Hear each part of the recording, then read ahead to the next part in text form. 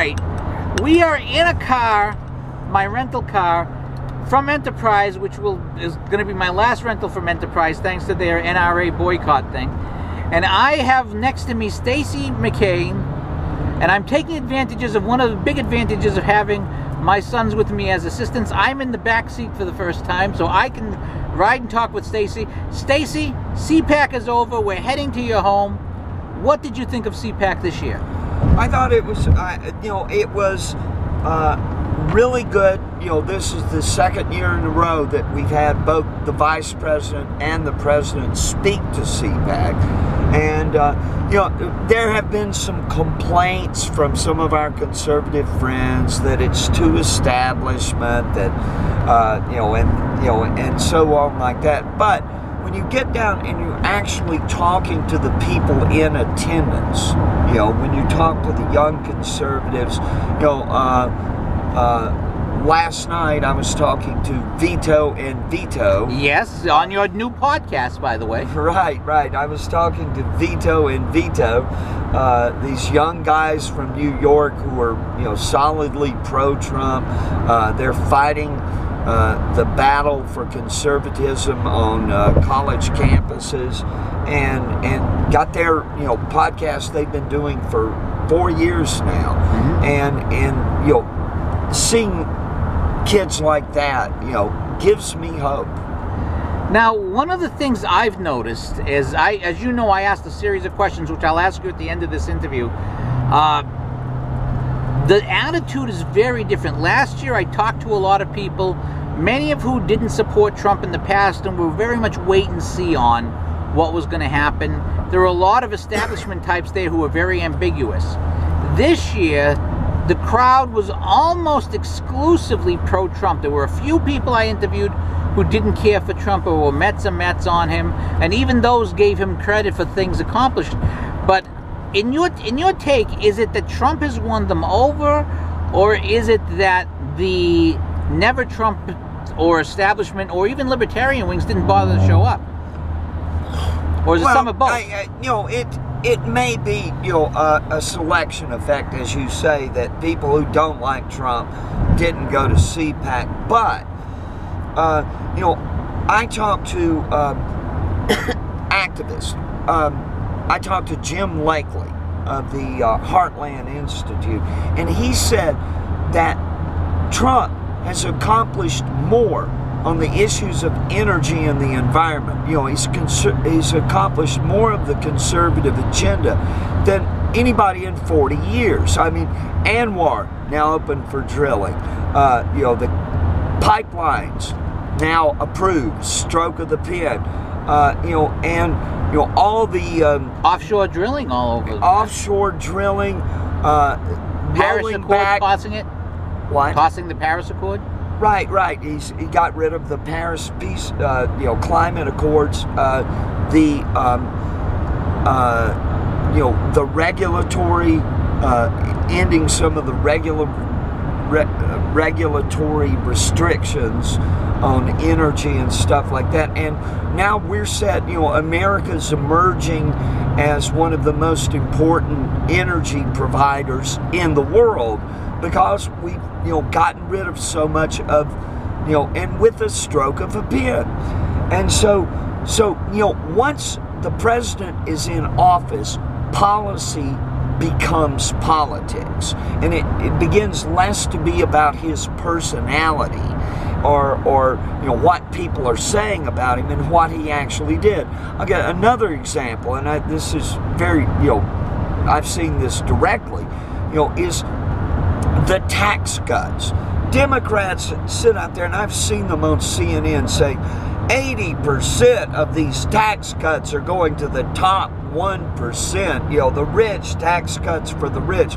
Well, my wife and I went to, the tax preparer's office to get our return done, and when it was over with and they told us how much our refund would be, I was like, high five, thank you, Mr. President. And I think a lot of people, once you see what the difference that these tax cuts will mean to you as an individual, I think, people are going to say, the Democrats were lying to us. And I think some of the same thing with these sort of never Trump Republicans. I was talking to one, I won't name him, I don't want to discredit him. He said, you know, this guy has done so much. You know, he said, you know, I still don't like him personally. You know, some of the colorful comments that our president has said over the years.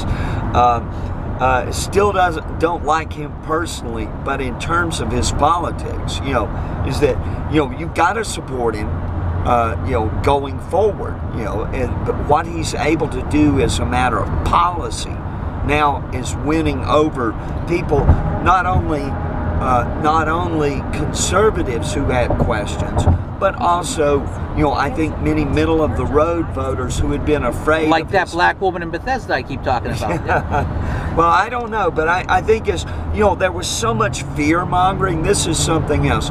There was so much fear-mongering on the left that this was a fascist regime. You know, people are going to be rounded up and sent to camps or whatever. You know, this fear-mongering, especially toward women, gays, and minority. Well, where is it? Okay, where's this terrible things that, where are these things that President Where are the Trump, concentration? I mean, not putting someone in a concentration camp and not being the apocalypse is a pretty low bar to hurdle. Right. And so simply by just, you know, doing what he's doing, you know, enacting policies, Bush has proved his critic.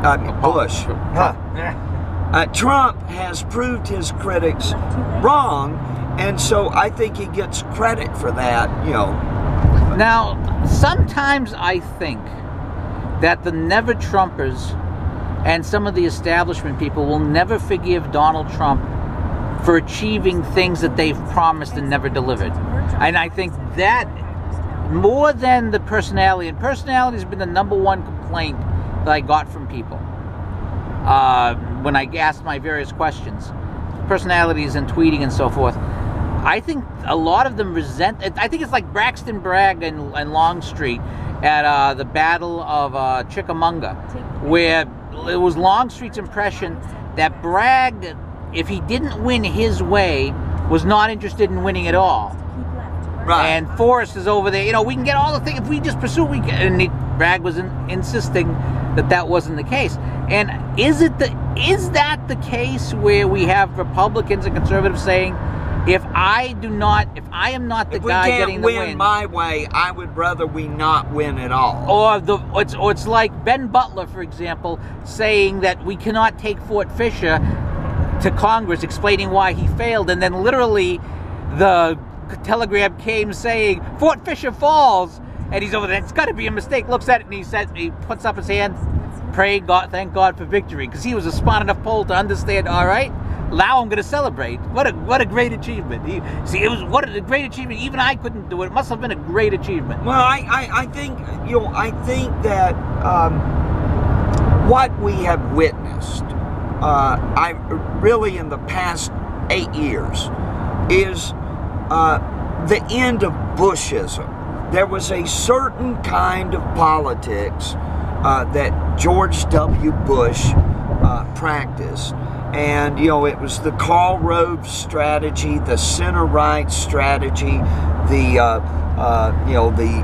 there was a certain tone and message of the president, and that way of doing things ended up with Nancy Pelosi in charge of Congress and Barack Obama in the White House. And so that, you know, that short-term, you know, Bush presidency, you know, in the past 8 years, you know, the conservative movement through the Tea Party and now through the, I guess, the Trumpism, however you might want to define that, have sort of thrown away the playbook, the Karl Rove playbook of how you win an election. And so we're beyond our previous conceptions of what you do. Now, one of the things that everyone, I think, you know, every thinking conservative has a problem with is that Trump does not articulate conservative principles in the kind of rhetoric that we got from Ronald Reagan. Okay, no one has ever accused Donald Trump of being an intellectual. Okay, I'm not to say he's stupid. He's obviously very smart, but he doesn't speak in that sort of William F. Buckley, Ronald Reagan tradition of measured tones. He gets up there and he talks like exactly who he is, a New York businessman, a guy who made his money in the rough and tumble world of development. Your real estate development. He talks like a guy you'd be talking to in a bar. Right. He sounds like that guy, and so the tone of his rhetoric and the fact that some of the ways he has talked about women and some of the accusations of how he has behaved toward women, that hurts a lot, especially of the Christian conservative, social conservative type of people who do not approve of such language and such behavior. But you were talking about Civil War analogies. Is that as Lincoln said, when they came to him and said, you've got to fire Grant, he's a drunkard. And he says, I can't spare this man. He fights. Okay, in other words, that when you're in a war, a willingness to fight is obviously very important. And one thing I recognized during the campaign and have recognized since then, Donald Trump wants to win. He wants that W in the record column. You know what I'm saying? He's Leo DeRocha. Right. If you can't win the game, right, you've got, before you can govern, you must first win. Okay, that in some sense, politics always precedes policy, because if you can't win the election, it doesn't matter how good your ideas are.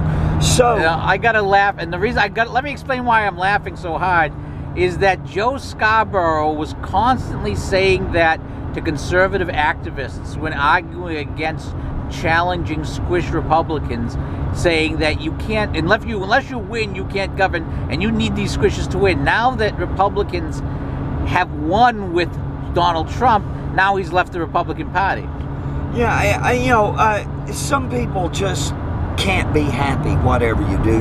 There's a passage in the Bible where he's confronting the Pharisees. Jesus is confronting the Pharisees, and he says, you're like children, that say, we have played the pipes and you did not dance. And you would not dance. And, we have mourned, and then, we have...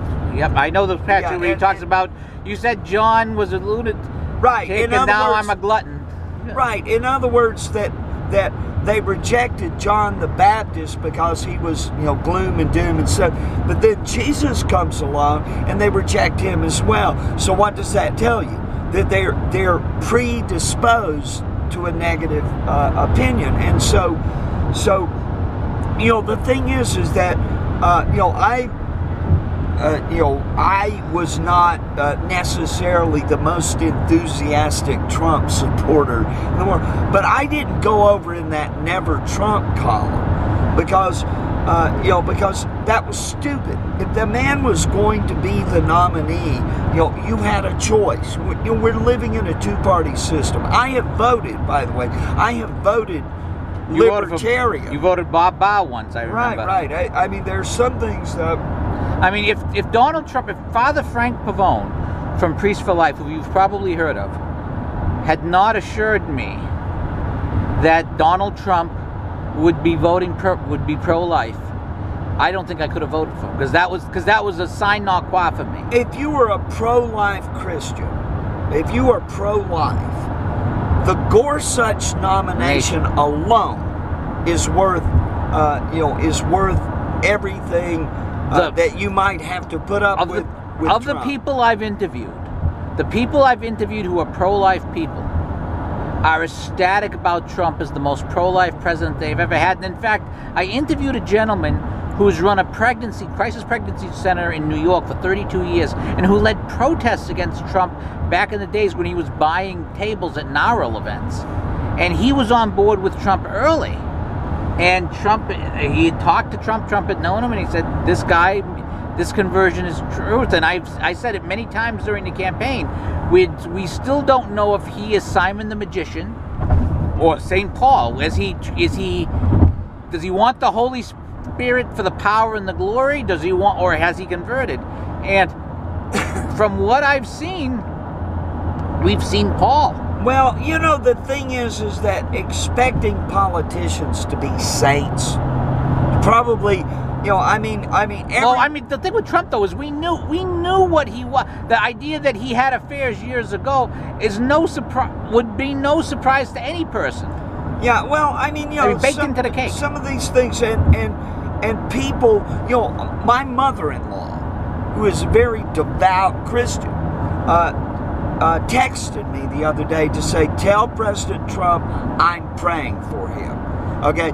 And I would hope that President Trump would think, wow, this nice Christian lady in Ohio is praying for me. Maybe I ought to be a good boy. You know? Okay, full disclosure, I do the third sorrowful mystery every day for President Trump, his administration, and for the liberal witches who try to hex him every month, because they need, now that I know they're out there, they need my prayers. Well, you know, the thing is that you know, the fact is, I believe in intercessory prayer, and you know, the President of the United States, whoever he is, will always have Christians praying that God will guide our leaders, and that we should have godly leaders in our government. And you know, it should not be a partisan thing. You know, but you know, it's whose fault is it if it is a partisan thing? You know. Now, that's a good point. Now I'm going to ask you the 7 questions I've asked everybody. Okay. Okay, question 1, and I'm going to combine questions 1, 2, and 3 into one question. Donald Trump, thumbs up or thumbs down? The thing you've liked the best he's done in year 1, the thing you've liked the least?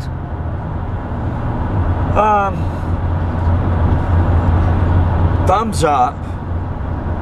The tax cuts, obviously, is to me the best thing he's done so far.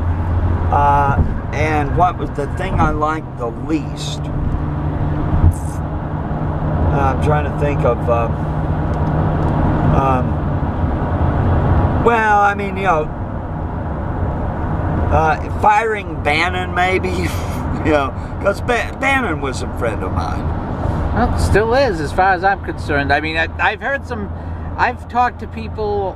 I mean, I had an hour-long interview with Lee Stranahan that you're going to want to. Yeah, you're going to want to see. I rarely do really long interviews, but I thought that was one of the best things I've ever done. I'll put it to you this way: I had friends that worked for Breitbart when Andrew was alive, and who didn't like some of the changes that happened at Breitbart.